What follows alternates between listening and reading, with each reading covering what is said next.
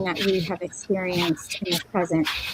And so it's so important to make sure that we are accessing the right resources and doing what we need to do to heal ourselves, so that we can show up as the best version of who we are. Thank you. Awesome. Thank you so much, And Sonia. Jacqueline, Amanda. Yes, Claudia, go ahead. Sorry, I'm just going to go back to your piece about connection, because I think it is so important here, because it ties through everything. It ties through the fact that the importance of speaking up, of supporting each other, of being more open about it. If you think about so many challenges and illnesses and traumas, they come from a really basic sense of being cut off, of being unsafe, of being alone. You know, that is the big trauma that happens at the foundation of so many things. And so by having that connection, by creating more connection, by bringing, and creating community around this and conversations around this, it's already part of the healing process. And that's why it's so important. So true. Yes, Alep.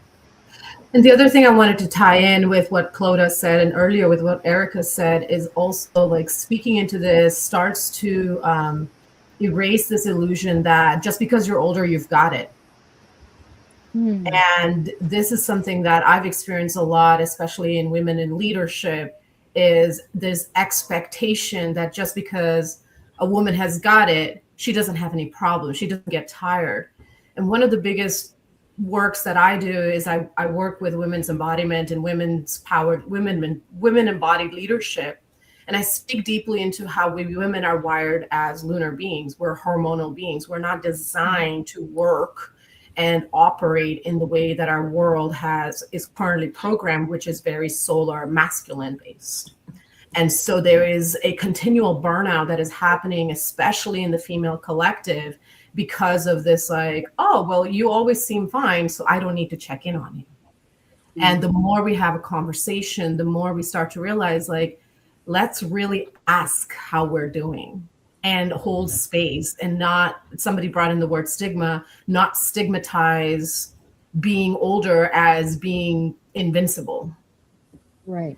Being a professional career person, I very much empathize with the medical career and the inability to speak into having an issue or just having a hard day. Just because I'm having a hard day, a hard week, a hard month, a hard year doesn't make me a bad human.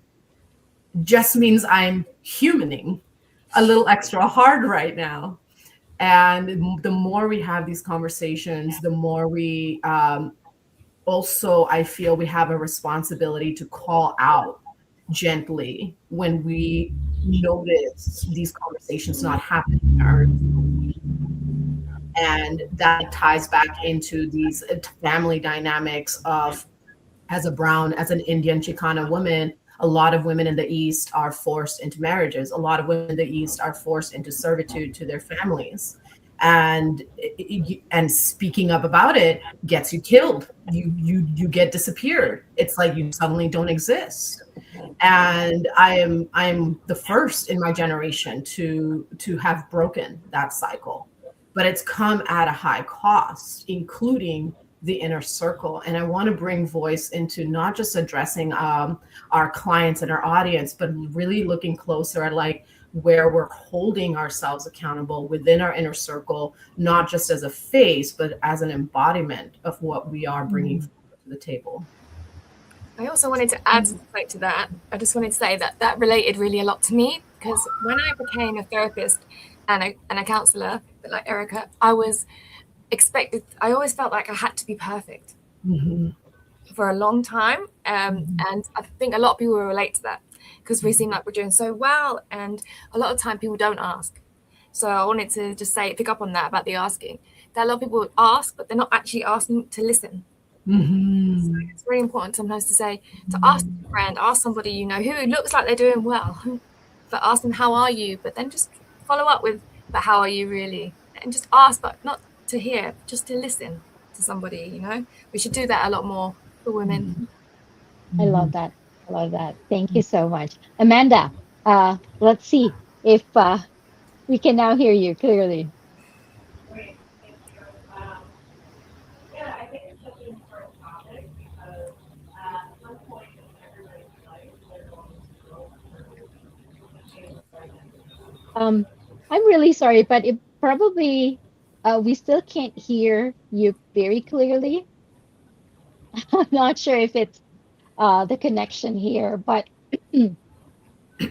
let- yeah. So anyway, just to close us off here, what you ladies, what message would you like to leave for anyone currently struggling emotionally or mentally and just don't know where to start? That there's nothing wrong with you, that you're actually perfect. Ask for help. People are there to listen, and there are people in the world that will help you. If you can't, pick up a book like this, any book, and look for the answers. But there's nothing wrong with you. So, thank you so much.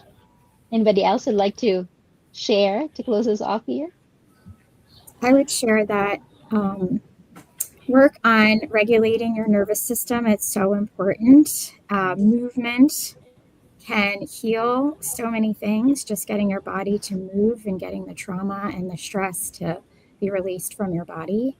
And like I said before, connecting with at least one other person, connecting with this book, connecting with a resource can definitely be very powerful. Well, I would say to anybody who's listening, first, you're not too old, you're not too broken, you're not too stuck. You can rewire your life, and you are a masterpiece. Our brains were designed to rewire. But with that, you need to find accountability, just as Sonia had said, is accountability, and Louise, each person has mentioned, having that accountability person is somebody like a mentor or a coach, or a counselor in your life to help you go through the hard times, to help you learn regulating tools, to help you to learn movement tools somatically, to help you when you're having the really tough times. You need somebody in your life to do that with, and there's nothing wrong with that. And I was just about to say, if you ever need help, always just express yourself. Never be scared to share anything. The right people will be there for you.